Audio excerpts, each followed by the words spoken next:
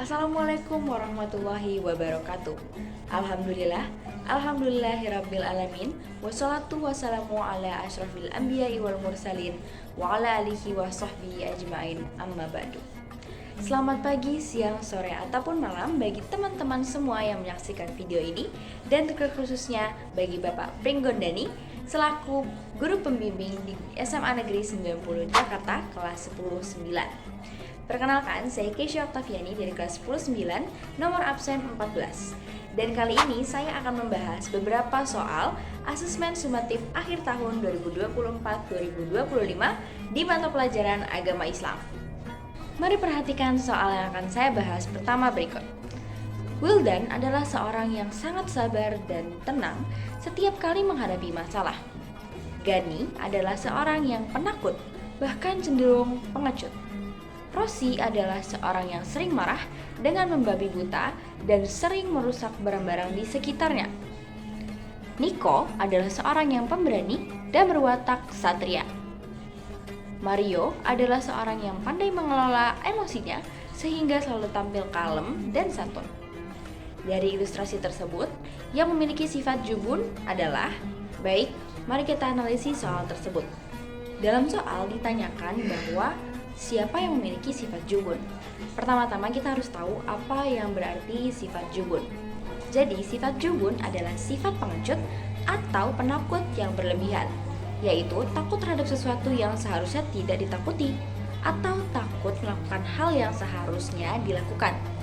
Dalam Islam, jubun termasuk tindakan tercela atau sifat tercela yang harus dihindari karena dapat menghalangi seseorang untuk mengatakan ataupun melakukan suatu kebenaran. Nah, dalam soal, siapa yang memiliki sifat jubun? Mari kita kembali melihat soalnya. Nah, siapa dari soal tersebut yang memiliki sifat penakut atau sifat pengecut? Ya, dapat dilihat bahwa dari soal tersebut yang memiliki sifat pengecut atau penakut adalah Gani. Maka, dari soal ini, jawabannya adalah B, yaitu Gani. Baik, mari kita lanjut ke soal yang berikutnya. Di sini, kita akan menganalisa tanda-tanda wakaf pada picture 4. Perhatikan dan amati huruf C atau huruf yang dilingkari dengan warna kuning di picture 4. Apakah nama tanda wakaf ini? Baik, dapat kita lihat dalam soal tadi yang sudah saya bacakan bahwa huruf C atau huruf yang dilingkari dengan lingkaran warna kuning adalah huruf mim. Dalam wakaf Al-Quran, huruf mim melambangkan wakaf lazim. Wakaf lazim adalah tanda dalam Al-Quran yang menunjukkan bahwa pembaca harus berhenti pada tempat tersebut atau untuk berhenti sejenak mengambil nafas. Wakaf lazim juga disebut sebagai wakaf tam atau wakaf sempurna karena menandakan bahwa kalimatnya sudah sempurna dan tidak ada kaitan lagi dengan kalimat setelahnya. Jadi berdasarkan penjelasan yang sudah saya jelaskan tadi terhadap soal wakaf, maka jawaban yang tepat adalah B, yaitu tanda wakaf lazim yang dilambangkan dengan huruf mim. Mari kita lanjut ke soal yang berikutnya lagi. Berikut adalah karakter dan sifat yang kontradiktif terhadap perilaku mujahadah an-nafs seorang pelajar di lingkungan sekolah, yaitu option A, menghindari tindakan vandalisme atau mencoret-coret pagar sekolah. Option B, menyembunyikan fakta bahwa ada yang mengikuti ujian dengan curang. Option C, disiplin, patuh, dan taat pada aturan serta tata tertib sekolah.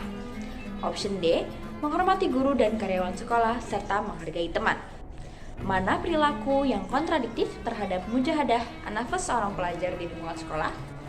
Mari kita analisis apa itu perilaku mujahadah an-nafs. Jadi, mujahadah an-nafs dalam Al-Kuliyatul Al-Khamsah berarti mengendalikan atau menjaga jiwa. Intinya adalah mengendalikan diri untuk berbuat kebaikan dan menjauhi hal-hal yang buruk untuk menjaga jiwa kita agar tetap suci.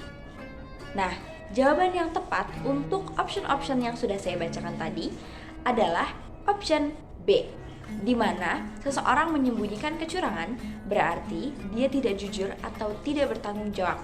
Jelas-jelas hal ini, tidak jujur atau tidak bertanggung jawab, bertentangan dengan prinsip pengendalian diri dari moral yang baik dalam mujahadah an-nafs, Karena mujahadah an-nafs adalah sikap menjaga jiwa untuk berbuat kebaikan dan menjauhi hal-hal yang buruk. Jika kita berkata tidak jujur atau tidak bertanggung jawab, itu akan merusak dan mengotori jiwa kita, di mana prinsip itu kontradiktif terhadap mujahadah an-nafs. Soal keempat yang akan saya bahas adalah seseorang yang bertawakal adalah seseorang yang mewakilkan atau menyerahkan hasil usahanya kepada Allah Subhanahu wa Ta'ala. Sifat ini merupakan bentuk kepasrahan kepadanya sebagai zat yang maha kuasa atas segala sesuatu. Manakah contoh penerapan tawakal yang paling tepat? Option A. Veriski memarkir sepedanya tanpa menguncinya karena yakin keadaannya kondusif, safety, dan secure. B. Karena sakit, Dharma meminum obat agar diberi kesembuhan oleh Allah Subhanahu wa Ta'ala. Option C. Saat ingin membeli baju, Adinda dan Naura butuh waktu yang cukup lama untuk memilihnya. Option D. Albantani dan Danus bersegera berbuat kebajikan karena takut terkena azab oleh Allah Subhanahu wa Ta'ala. Dan option E. Nadine dan Zahwa menyisihkan sebagian uang sakunya untuk disedekahkan karena mereka ingin mendapatkan keberkahan dari Allah Subhanahu wa Ta'ala. Untuk menjawab soal ini, tentunya kita harus menganalisis apa yang dinamakan sifat tawakal. Jadi, secara singkat, sifat tawakal adalah sikap berserah diri sepenuhnya kepada Allah Subhanahu wa Ta'ala setelah berusaha semaksimal mungkin. Jadi, sifat tawakal adalah sifat di mana kita harus berusaha terlebih dahulu semaksimal yang kita bisa, baru setelahnya kita bisa menyerahkan hasilnya dan berserah diri kepada Allah Subhanahu wa Ta'ala untuk hasil yang akan diberikan. Tanpa kita melakukan usaha dan hanya berusaha atau berserah diri kepada Allah Subhanahu wa Ta'ala dan berharap yang terbaik tanpa adanya usaha, itu tidak bisa disebut sebagai sifat tawakal. Dari option-option berikut, jawaban yang paling tepat tentunya adalah jawaban B. Karena sakit, Dharma meminum obat agar diberi kesembuhan oleh Allah Subhanahu wa Ta'ala. Di sini, Dharma melakukan sebuah usaha untuk sembuh dan diberi kesembuhan oleh Allah Subhanahu wa Ta'ala, yaitu dengan cara meminum obat. Tanpa dia meminum obat dan hanya berserah diri kepada Allah Subhanahu wa Ta'ala agar diberi kesembuhan, itu tidak bisa dibilang sebagai sifat tawakal. Namun, karena di sini Dharma ada usahanya, yaitu dengan meminum obat, maka ini dapat disebut sebagai sifat tawakal. Soal terakhir yang akan saya bahas adalah soal ini. Perhatikan tabel berikut. Ada pengelompokan akhlak mazmumah dan akhlak mahmudah. Akhlak mazmumahnya, option A, ghadab, option B, tahawur, option C, ittiba al-hawa, option D, al-hilm, dan option E, jubun. Sedangkan kelompok akhlak mahmudah, yang pertama, membabi buta, yang kedua, memperturutkan nafsu, yang ketiga, temperamental, yang keempat, pengecut, dan yang kelima, murah hati. Pasangan yang benar dari akhlak mazmudah dan akhlak mahmudah tersebut di atas adalah untuk hal ini kita harus perlu menganalisis satu-satu akhlak mazmubahnya terlebih dahulu agar kita tahu akhlak mahmudahnya itu seperti apa.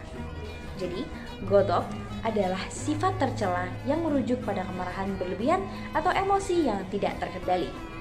Yang kedua, tahawur adalah sifat tercela dalam Islam yang berarti keberanian yang berlebihan atau keberanian yang tidak ada pada tempatnya, nekat atau membabi buta dalam bertindak. Sifat ini mengarah pada tindakan yang tidak bijaksana dan seringkali merugikan baik bagi diri sendiri ataupun orang lain. Yang ketiga, ittiba al-hawa. Secara bahasa mengikuti hawa nafsu. Jadi, arti dari ittiba al-hawa secara bahasa adalah mengikuti hawa nafsu. Dalam konteks agama Islam, ittiba al-hawa merujuk pada kecenderungan jiwa yang berlebihan terhadap keinginan duniawi dan mengikuti hawa nafsu tanpa mempertimbangkan akibatnya, baik akibat di dunia ataupun akibat di akhirat. Yang keempat, al-hilm adalah sifat tidak mudah marah, kelemah lembutan, murah hati, atau kesabaran. Dan yang kelima, sifat jubun adalah sifat pengecut atau penakut yang berlebihan, yaitu takut pada sesuatu yang harusnya tidak ditakuti atau takut melakukan hal yang seharusnya dilakukan. Dalam Islam, jubun termasuk sifat tercela yang harus dihindari. Maka, setelah kita menganalisis satu-satu akhlak mazmumah, kita tahu bahwa pasangan yang tepat dari option-option yang ada dalam soal tersebut adalah option E. Baik, Itu adalah pembahasan beberapa soal asesmen sumatif akhir tahun 2024-2025 mata pelajaran agama Islam oleh Kesha Oktaviani kelas 10-9 dari nomor urut 14. Terima kasih bagi semua yang sudah mendengarkan. Kurang lebihnya mohon maaf. Wassalamualaikum warahmatullahi wabarakatuh.